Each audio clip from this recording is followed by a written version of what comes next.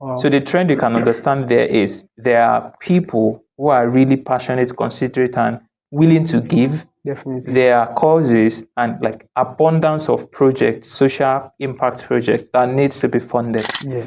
I've been able to push something like this to over 52 million processed in donations, over 4,000 donations, individual donations, over 2,000 individual donors. When it comes to, charitable act, is that once you are making profit out of it, they think that you are not doing it for the right cause. But it's not placing the business on the entire risk that whatever you do, just bring us our own money and this percentage. If you are given that option, take this better alternative. Take this 1 million and I don't know what you want to do, just bring me 1.3 million. Or an alternative that says, we're going to finance the business, you're going to take the risk. Now, assalamu alaikum wa rahmatullahi wa barakatuh. So how are you doing today? It's good to have you here. Yeah, thank you very much for having me. It's a pleasure being here with you. Alhamdulillah. So how was the journey here? Please now. Yeah, it was rainy a bit, but it was nice. Alhamdulillah. I've known you quite some time, and I've known you as a CEO, as a founder. How was your journey into tech? When did that spark come? How you be like, when I should go into tech at the moment? So I guess like a lot of people, you can trace it back to the COVID era. Definitely, right? Definitely. So, there was this time we had that long break where everybody was at home. So, but prior to that, I've been a bit industrious. I had my hands in a lot of things. So when we had that break, it was practically impossible for me to be idle. Definitely. But I just had less of information then that I wish I had more. But yeah, it was during that time that I tried a lot. I tried my hands from transcribing to video transcriptions to a lot of stuff before I later now saw somebody was doing front-end development. Wow. So I got to talk to him. He explained some few more things. I did data science as well. Data science? Before I realized that, well, I did not like mathematics for one. So I later ended up doing front-end development at that instance. Okay. So that was how I got into tech from there. Wow. Back to school. Then after school, I transitioned fully into being in the tech space from studying civil engineering. Being a seasoned software engineer. Well, it's still a journey. It's still a progress. Definitely. But yeah, that's where it started from. Alhamdulillah. So just a side question. So how do you feel about the current ongoing AI trend? Do you think we software engineers, do you think we still have a future, or do you think there is nothing left to do when it comes to engineering and development? Yeah. So, well, one, for me, I've personally been on the benefiting side of this whole AI saga, right? Because like maybe we'll get to the discussion later. I'm working on a startup. So building the startup has been a personal solo journey for me for a large extent of the process of the journey so far. So the entire AI boom kind of worked in my favor. So I wouldn't say we do not have a future as software engineers, as developers, with the emergence of AI and the quick and rapid development it's undergoing. But rather, I think those of us that are brave enough to think, to create, still have a lot of the future in their hands. So it's not a question of, is there a future? There is always going to be the room for somebody to do something. So AI is not... So it's more of what are you going to do with AI? AI, exactly. Not what AI is going to do to you. Yeah, exactly. Okay, so I think that's it from my perspective. Now, now I currently know you are working on a big project, which is Dynaraise. So how has it been going with Dynaraise? Yeah, it's been wonderful. It's been eventful. It's quite the journey. So it's the second time I'm trying to build a solution. But yeah, this time around, it's been like a whole lot of experience, a whole lot of emotions as well, a whole lot of... so it's been quite the journey so far. I've had to endure a lot. I've had to sacrifice a lot. but I'm at a point where it's gradually making sense from the yardstick and the milestones and the benchmark. For me personally, it's making some sense at this stage presently. Wow. It's quite something to be grateful for. Yeah, I'm really grateful.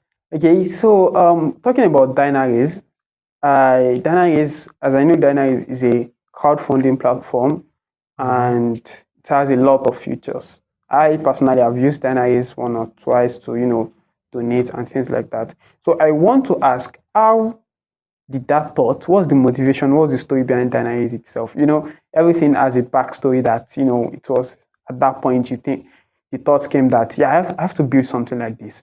So for Dynaraise, so what was the story behind it? Yeah. So like I said, it's the second time I'm doing something. So the first time, the first solution I tried to build was a productivity app that stands at the bridging spiritual productivity and personal mundane productivity. So I was building the Aquarifac project back then. So for me, I think it's a trend I've identified from what I've been doing so far that I'm more of a social impact, social currency person. That's where my heart tend to lead to the most if I want to think about anything. And obviously, there's still a lot that can be done in that space. So yeah, that was the first project I was doing, and this was coming from me. Well, I know some few persons. I've had some experience in the tech space, but it was still kind of at that younger stage of my career that I set out to do that. So yeah, we got over 1,000 users. Prior to that, we got some over 100 to show interest in our wait list. But it was running on a lean model. So I'm a web developer back then. I was just a front-end developer. I had a back-end engineer with me. I had a product designer. Those were my friends. We just shared the idea together and we built something out. But at that instance, there was no mobile developer in the mix. We could not afford a mobile developer. So I built the app as a progressive web app, a PWA. Yes. It's a web app, but it feels like a mobile app that you can install on your devices. So that was like... I actually used Aquarifac. Yeah. So doing that, and at some point, I felt this has to scale. We need to have it in a proper mobile app. People should be able to... We were getting like good feedback at that initial stage, but I understood that this wouldn't last if people have this much barrier getting to use the app. So then I felt like maybe I can find somewhere to... If I say I want to raise funds in the typical sense of startups, I already kind of realized this doesn't make financial sense for some VC or the typical fundraising model that is run in the startup space. So I was trying to see if I could conduct a fundraising in a platform that is already almost designed to support that kind of fundraising campaign just for a social project. So I checked Nigeria, the Nigerian ecosystem. Yeah, I saw some, but it didn't quite meet up to the level of technological advancement that we have. Then I looked outside Nigeria. GoFundMe is not really situated for that particular purpose. Maybe it embraces a lot of projects. Then I saw Launch Good, which is more like the largest fundraising platform for Muslims all over the world. Like it's a global one. But there is a common pattern with them. As a Nigerian, you are not allowed to come and fundraise. But if you have money, they are very willing to collect your money. I felt, well, if this is going to die, if my idea, the project I'm already working on is going to die, just because I'm unable to find that platform to find support, then you need to fix that. Then maybe I have to fix this next. So that was how I started building a crowdfunding platform, an ethical giving platform where people can give where people can raise funds for social impact projects, non-profit fundraising, essentially, like we have it at those developed countries. So that's kind of what led to me starting to build the platform. Wow. I think that's a very, very good, interesting story. I think it's one of the best I've actually heard. And I think Dynaraise is actually doing a great job at what it's doing, because I personally, the first time I wanted to use Dynaraise, I think I mentioned that once when we were discussing, because while I at the first glance, I was like, this thing will take time. I would just have to add my card, and because I just want to donate some amount of money. But at the point that I clicked the link and I was like, oh, this is the amount they have raised. This is the amount they are going to. Mm-hmm. This is like, it gave me that sense of comfort and credibility that no, this is not a kind of fundraising that, there are so many scam fundraisings at that, especially ongoing on X, that people just do and they make money off it. But at that point, I was like very, very confident that no, this thing is very, very credible. And even the process, it was kind of smooth. I think I really need to give you that kudos. You really built something spectacular. So the vision essentially is to make that the largest repository of giving and fundraising for verified causes in Nigeria, in Africa. So I very well understand the various issues we have around people scamming people, all in the name of we have a health challenge. We have we're trying to do this, we're trying to do that, and you just put out an account number, the money goes somewhere. All at the end, you get to hear that it didn't go to where it's supposed to go to. So one of the things I'm already putting in place from scratch now is the claim is it's an ethical platform for verified fundraising campaigns. So I know of a lot of individual fundraisers who just serve as the point of contact between the general public and people that need assistance but do not have maybe the network or the reach. So they can come on Dynaraise, have a profile as a fundraiser, which is a verified profile. Their fundraising campaigns will be conducted there. So at any point in time, that would serve as their public proof of work for what they've done so far. So even if it's just an ordinary person trying to fundraise as well, it goes through a series of verification. You have to verify your identity. Then the cause, the project, whatever it is you're trying to raise funds for, has to make sense.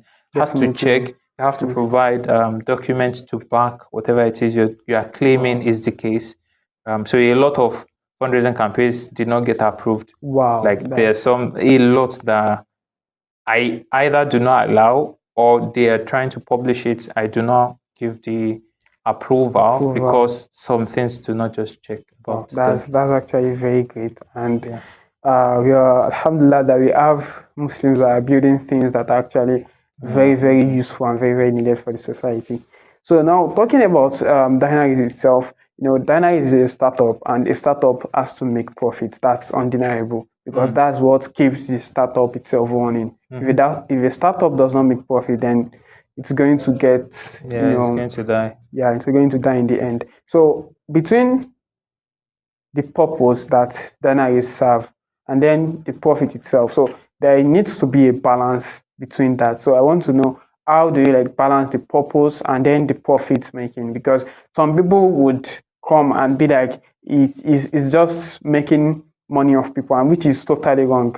But then we have to, find a way to balance the purpose and also to make sure the profit is not giving out. Maybe I'm a bad startup founder. Because this, from what I narrated, it's stemming from a point of hitting a problem, a personal problem. So for me, while I understand the nuances of running a business, it didn't start up as, I did not start it when I was starting out as something that I wanted to just max out the profit. So it did not start fully as a business venture. Rather, it started for me as as a vision of what I want to see, what I social impact. what I hoped was available to solve a problem in the social impact space, right? So though the platform is also currently generating revenue, there are some models that are already being examined and trying to optimize that so that the impact can be sustained as well. But for me personally, the impact and the purpose is at the forefront of what I'm doing at the moment, and I'm still able to sustain and back the project. But obviously, it has to make business sense as well. It needs to make business sense to be able to get the support and also be able to scale this better. So trying to find that balance means I need to, as much as I believe in the vision, as much as it's passionate for me trying to solve that problem, trying to make this a place where the ordinary Nigerian just is okay to just drop an amount without having to worry. Between that and also ensuring that this is sustainable, because the sustainability part is very important as well. So it's a balance of that. So for me, like I said, it's the second time I'm doing something. I'm not claiming or trying to be the expert here. So recently I've also been in various would I say incubators now, programs that are meant for startup founders to teach them how to run models, how to run the business, how to structuring a team, the legal side of things. So I'm still I'm learning continuously how to better handle some of these things so that it makes sense. But for me, I'm already factoring that in. But the main focus for me still remains that if this is a valid problem and I get to a solution that meets the need of the fundraisers, people that want to give, I know for certain, because now the platform has processed over 50 million in donations in less than 10 months. 50 million? Over 52 million. Over 52 million presently. You even know the numbers. It's that's one thing about founders. It's the third social media for me now. The dashboard, the admin dashboard. So imagine something new. Me that I do not really have that much network or leverage. I've been able to push something like this to over 52 million processed in donations, over 4,000 donations, individual donations, over 2,000 individual donors that had donated. So the trend you can understand there are people who are really passionate, considerate, and willing to give. There are causes and like abundance of projects, social impact projects that needs to be funded. So if I'm able to hit a very unique and a very good solution, obviously the value is going to be I'll be able to acquire the value as well, which means like making it profitable, making it sustainable. So that's more of where my headspace is present. I think that's actually true.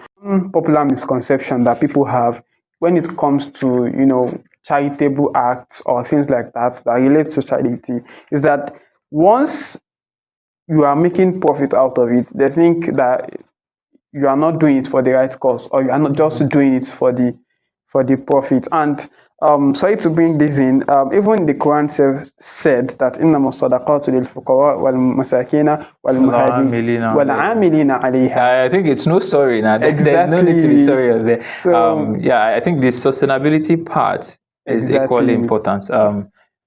It has to be sustainable in the long run. It has to be. Even if it's vision based, even if it's impact focused, something has to keep it running. The thing is, every tech solution, whether it's charitable or it's not charitable, they are all solving a problem. And they are all bringing value. So when you are bringing value and when you are solving a problem, even sometimes you might not be solving a charitable problem per se, but what is in your mind is that problem itself. The profits might not be that much. Even so many startups, they have a lot, like their revenue is very, very much, but their actual net profit is very little. So compared to the whole revenue. And that's because their focus, just like Dynaraise, is more of the impact and the value they are making, not the profit itself. Yeah, I think so long as the problem obsession is there. Exactly. Well, there's a lot that still goes in the line of getting to that profitability level, right? Yes. There are some problems that might not be ripe for a solution.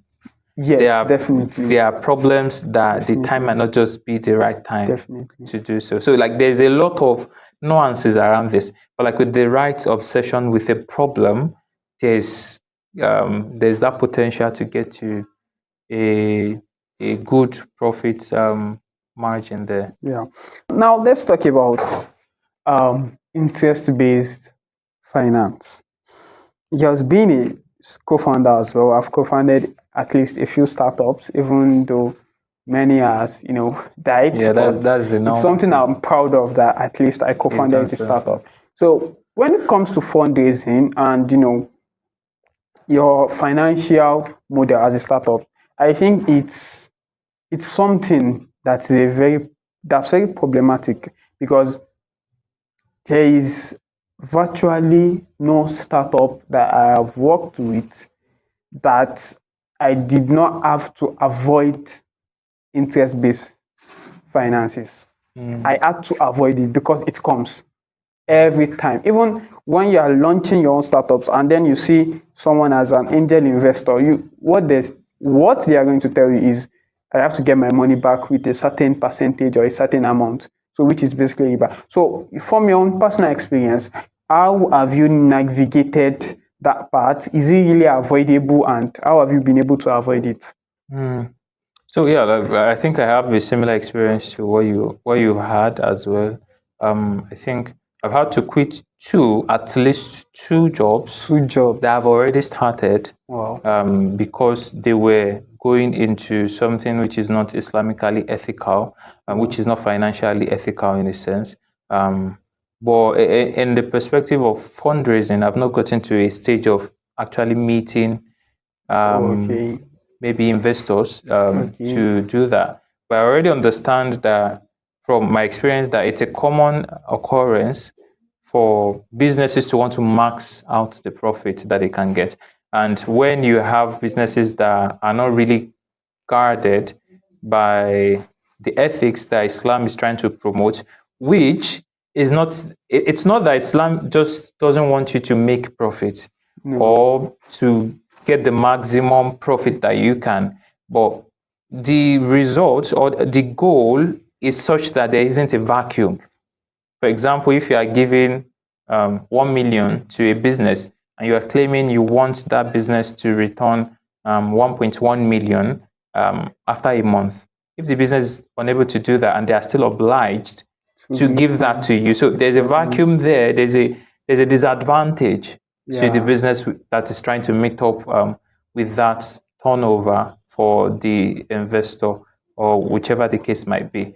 So I think the aim of those guardrails is to ensure that we have something that is, we have a balance between the engagements that we're going to be having in terms of our transaction, and as well that you are going to get more value, more money when actual value is delivered. Yes, not definitely. Because you hold money. Yes. The money has to, there has to be value creation. So that some people are not just mining money for the fact that they have the money so something has to be.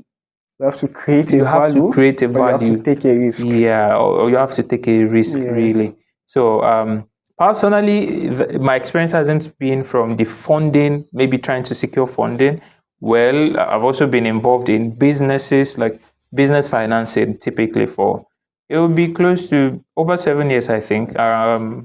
I've been one way or the other involved in some form of business financing where you pool funds together, try to invest in a business and trying to ensure that you are able to make profit. Personally, those experiences, my principle had always been that we share profit. And if we are bringing funds and the business owner is taking the risk, then we share losses as well. Exactly. So that's been my own personal approach to it. I think that's actually how it should be, but with the current, should we say, capitalist economy, the idea has been put that you can actually make money with money without taking risk and without giving value, which is actually very, very bad. So let's now talk about Islamic finance. I think what we've been talking about is finance. Very short. So what do you think about Islamic finance? I mean, just your own personal opinion. I think it's supposed to be the default. Exactly. Right? It's supposed. So I think that's what I wanted to We do hear. not necessarily have to maybe say Islamic finance. It's supposed to be ethical. Finance. It's just that we are in an environment that values are skewed, right? The reigning power do not really understand the essence of some of these values that Islam is trying to promote and is trying to establish to ensure that we have a sane community, we have a sane environment to live in, right? So for me, the concept, if one is willing to look into it, makes sense. They are just too sensible to overlook for anybody that is reasonable. I saw a tweet, I think, I still saw it today. Somebody made a post that if Jai's Bank is able to make 32 billion naira, like it's a gigantic number, right? That if Jais is able to make that while still being interest free, while still being ethical, right? Then what's the issue with the other banks that are eating interest, right? So, and I think that's the approach to look at it from. Islamic finance it's not, it's even something that's been embraced more than we Muslims are embracing it in some climes, right? If you check now, maybe if you are going to check it, you might even find more non-Muslims holding the stocks of Jai's Bank more than Muslims. I'm pretty sure about so you might find it harder to convince Muslims to stick to some of these principles. So I think a very good example to look at it from is the Jai's Bank example. It's basically principally founded on the principles of Islamic finance, the terms of no interest, no deception, risk and reward. All those values are what is guiding the establishment, and they are still able to declare such a large, that's at least you can't say it's not trying to match up to the contemporary banks that we do have. So that's the approach. That's the side I have about it. Yeah, I think that's what I also believe. And talking about the so-called interest bank, I believe that's what they're actually, because when you have whether a fintech startup or a bank, you already have a pool of funds. And that pool of funds, if you can utilize it well, you should be able to make some amount of profit out of it. The pool of funds itself is enough to make more money. Why having to make money of interest of people already? Yeah. I think people might, like, if we do not have this to be a reference, the success of Jai's Bank, like some people would say it's easy to not say possible. that it's just in theory, it's just easy to say and things like that. I think it's a good thing that we have such a reference to fall back into, because I think there's something around fixed deposits too with the Islamic banks as well, that you can put your money in a fixed deposit. There's a model that you can still earn something on the money that you put in a fixed deposit account. But it's not just the interest that these other banks would provide. It's assets and renting. When you have a money and you buy land, it's genuinely from a value, not just saying your money is just there and you have I don't even know the interest rate, but I think it's really crazy. I think it's very good now that we are having more proof. And the ecosystem in Nigeria is, we have more and more startups that are looking in that direction. I don't know if this do not sound like an advert, but I think CrowdFunding is already also allowing for halal, having your portfolio as halal. There's Harvest, there's Tex, there's like a lot are coming up, embracing these values, and I'm recording significant success. Talking about Islamic finance and the African ecosystem, as you mentioned Nigeria now, what do you think about the scalability of the Islamic finance let's say, the Islamic finance industry in, in the digital economy and also in Africa's economy in general? And how scalable do you think it is? Yeah. So like I said, I think the fact that it's based on Islamic principles doesn't mean like it has to always carry that label of being like Islamic. Jai's Bank is Muslim bank for Muslims, or my startup I'm building. Dynaraise, for example, like I say, it's ethical. It's an ethical platform. It deals with transactions, right? But the guiding principles still remain that everything has to be in an ethical sense. Whatever you want to raise funds for, you have to give reports for it. Exactly. You have to show some level of transparency, things like that, right? Yeah. I think it's really, really going to scale, not because it's just Islamic finance, but because of the principles, the underlying principles, which is creating value, ensuring that there's value, risk, and reward. Yeah. Because if you have a model that allows for a business person to come and seek financing, but it's not placing the business on the entire risk that whatever you do, just bring us our own money and this percentage. If you are given that option, take this, a better alternative. Take this 1 million and I don't know what you want to do, just bring me 1.3 million. Or an alternative that says, this is your business. What's the due diligence about the business? This is, what do you need? How much do you need? We're going to finance the business. You're going to take the risk. Whatever is the profit. So, we have Modoroba, which is, we have Ijaro, we have some of these models that doesn't put the entire risk on the business. And it also doesn't try to rob the investor as well, because it provides a level playing ground for the opportunity to meet the fund. Yes. Right? So I think in a sense, it's always just, a business would always want to look for what makes more for the business. Yes. If you look at some of these at scale, some of these contemporary ones at scale, it doesn't necessarily make business sense for businesses. But when you have some of this model that keeps growing, keeps on coming, people are innovating various things around it. And for a person trying to approach such institutions, you find it suitable, you find it lenient, even though not that it's not workable, not sustainable, but it's lenient, it's considerate, it's valuable to you. It doesn't just try to rob you. I think it's natural for it to grow. Yeah, definitely. I think Islamic finance is more of social development, not just individual development. Compared to all those other models, it's more about me, and my money. But when it comes to Islamic finance, I think it is more of societal development. The society should develop together, and that's why we have, Sadaqah, we have Zakat, we have Waqf, and things like that. So when those models are in place, it gives room for more of a societal development rather than an individual development, which I think that is definitely a scalable thing. Sit back on Islamic finance in Africa. Do you think we have enough solutions? No, definitely not. Definitely not. I think there are some tweets and some posts that I kind of follow on X, right? The thing, and I think I've mentioned this too here, the thing is just build something that is universally excellent. If we continue to develop excellent solutions that have this ethical values embedded in them from the grassroots, from the ground up, right?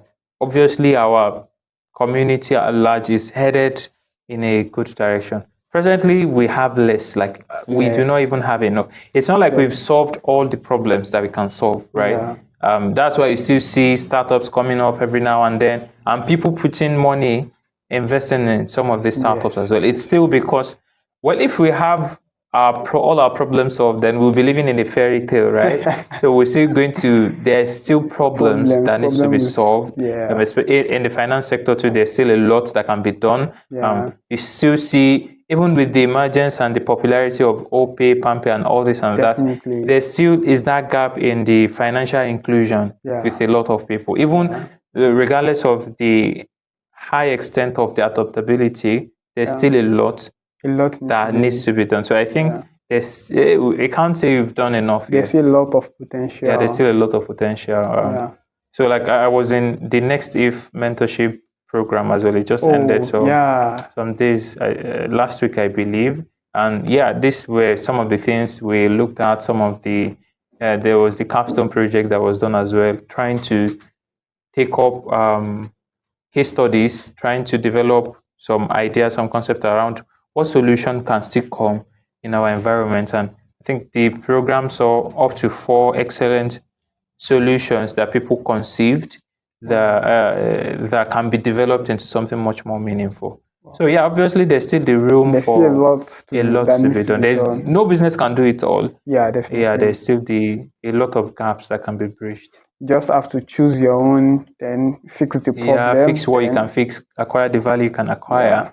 Then, so in the process of you fixing a problem, you'd have some gaps in your implementations. Yeah. So like we can have we have tech giants companies, right? But like some startups just come see that this giant is already doing this thing, but they are leaving this gap, maybe efficiency here or speed here or ease of usage here. So those are still going to be things that will be solved. So it still provides for a lot of progress. So there will be margins, there will be yes, exactly. A lot of things. I think that's why even in the world fintech in general, I think Africa still needs to do like a lot. We still have so many potential. And I was in one program like that, and they were talking about the banks and talking about the open APIs and things like that the banks are using, talking about cryptocurrencies.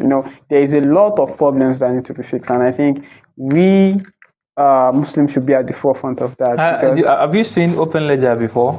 Have you heard of? No. Yeah, I think it's Open Ledger. So there's this foundation in the it's a global one, I believe. So they're trying to like provide for a uniform system of transaction globally. Wow. The same way you don't have to. I'm in Nigeria, you are in USA. We don't need to have some form of uniform thing before we can send emails to one another, right? I just get your email, I send you email, it enters. So trying to look at that model to build financial global finance, so that you can any e-commerce store, regardless of wherever you're coming from. That would be really great. Yeah, I think they're trying to see like solutions come up to embrace that model, financial institution. And third entities like e-commerce store, fundraising platform that can embrace such a model so that they can gain bigger and more adaptability. So now imagine what Islam would have to say around that kind of model as well. So it's still a gap. Like there's a lot. So you can imagine how that makes a lot of sense that you can send money the same way you can send email. Like that's email sending, we've taken it for granted, but money sending hasn't got to that level yet. So imagine if we're able to think more and think more. It's because we have the email system that easily we can make it a benchmark to sending money.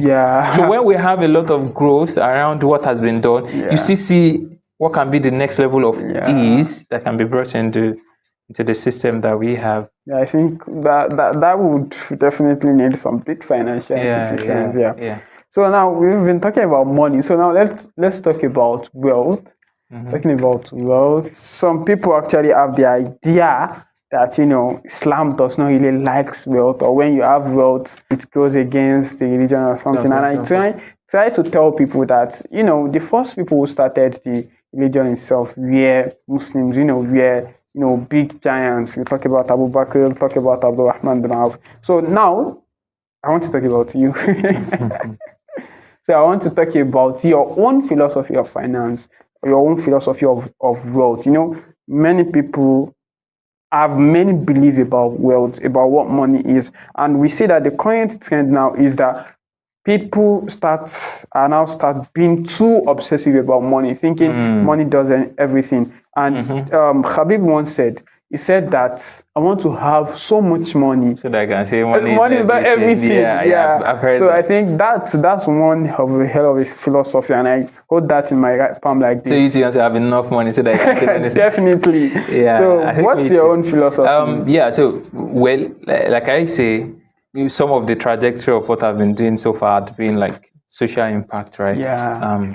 So while I see the importance of having enough money to be able to, some of these projects require. So if it was not for the lack of money, I wouldn't land in the solution I'm currently building, right? So as much as I see the importance of having enough so that I can even make the good impact you want to make, I think my personal self had maintained a form of moderacy, a form of contentment while I'm still ambitious. Right. So I live my life valuing and cherishing the moments that had been, knowing that I'm still a work in progress. But I'm not too eager, I'm not too desperate to find money at all costs. And that's why I live the past 1 year now that I've been dedicating to building this. I've been eventful, I've been happy from even without having too much money. I know I'm in a process of building myself up to a much more valuable person that I can be. When I become a person that is much more valuable, then whatever I need to sustain that level of growth would come, right? So, and I think a lot of youth need to look in that direction as well.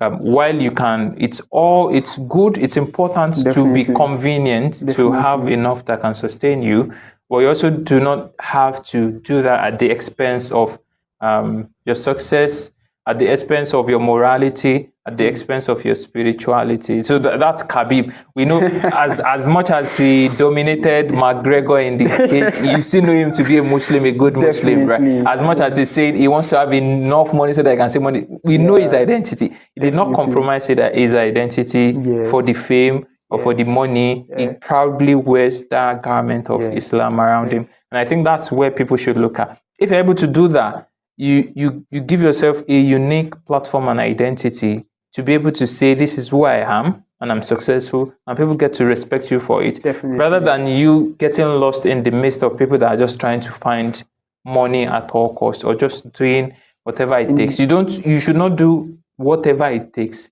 You should do what is reasonable, what is good, what is okay to be done, to be valuable, to get money. In the end, if you do whatever it takes, you have money, but you don't have value. Yeah. People just like, he has money, but what's not the purpose? Wheezy.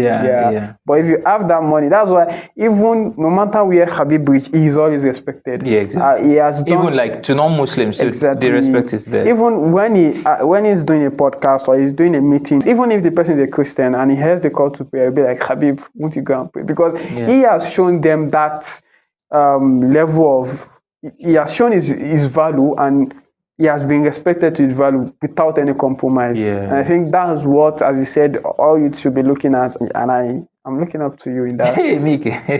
One last thing is, what is your ideal day when it comes to working, as a startup founder, as a software engineer? So what does your ideal day looks like? Just a little bit of how your day goes. Well, when the development was still in its early stages, so this is how I used to be. I tend to sleep early, especially days that I wear myself out. So at least by 10 p.m. I would sleep. I wake up for tahajjud around 4:30ish. Then I go to subhi. So after salat, I typically do tilawa maybe 6:30. So during those times that I was still like very active development, because I was doing this with some other jobs. Definitely. 6:30, I would be coding till like 10 a.m. in the morning. So like it shall be trying to block out everything and trying to give in those hours. So from 10 to around 4, I might be doing the other job that I have. Then 4, after Salat and all that, to whenever it takes for me to now feel like I cannot finish this thing today, let me just leave it and go. So that's typically how it used to be. But for now it's more of trying to do outreach, trying to get more users, get more eyes into what I've been doing. So I've tried to structure it around. So instead of 6:30, after leaving the mosque around 6:30, 6:40, I tend to take a walk. I walk around maybe for like 15, 20 minutes. Then when I get back home, I try to do deep work from around 7:30 to 10. So 10, I'm supposed to now, to around 11 actually. So from there, take a break, eat, relax, then start trying to reach out to people, do customer support for Dynaraise, try to see if I can do some form of messaging or outreach that would. So user interviews too. I've been trying to speak to a lot of people about their typical idea of the donation process, like how it feels natural to them, so that if I can pick some new things or some ideas on how to refine the solution. So I do that till around 4, and I have meetings if I have to have meetings. So 4 to 7-ish, I'm entering a new phase now. So I'm trying to dedicate that time to learning more. So I've really not picked up any new technology or jumped on any new this thing is new, that thing is new, all this. No, not really, because I've been focused on building. So I only learn to solve whatever problem I'm facing. Exactly. But now I think I have a little bit of bandwidth to try to learn more, pick up new things, try to study some new things. So I'm also trying to develop a consulting company that I run on the side. So that's all I do then. After 7, I'm trying now to give more time to family. So you have to. I have to. So that's typically how overview of my day. That's interesting. I think one thing I've seen with so many Muslims that I've actually spoke with is there is the concept of reading, the connection with the Quran, and also your daily exercises, whether it's walking, it's going to the gym. I think that's something that I've seen so many Muslim co-founders. Yeah, I should also start going to the gym, Jeff. If not for gymming, maybe for meeting new people, because my body shape has really been like this for a long while. So at least the walk around makes me lose out like a bit more. But I think I would like to go to the gym. If not for gaining some weight now. I've not really gained weight. I'm serious. I've been married for over 3 years now. Wow. I'm still almost at the shape that I was when I was in the university. Like clothes I used to wear then, I still wear them comfortably. That's great. Yeah. Wow. I think I would follow your footsteps on that. So it's been great having you, alhamdulillah, and I really appreciate that you came over and you were able to have this podcast. And I'm looking forward to how big Dynaraise is going to be, and the future that holds for Dynaraise and you, inshallah. And I also want to say this to the users, that from this, you can see that what you need to do is just to start, irrespective of what you are trying to do. And as is said, there are so many opportunities and potentials, especially in the financial industry and Islamic finance. So what you are trying to build, or when you are trying to build, you can also look into these problems that need to be solved. So with that, we've come to the end. Assalamu alaikum wa rahmatullahi wa barakatuh.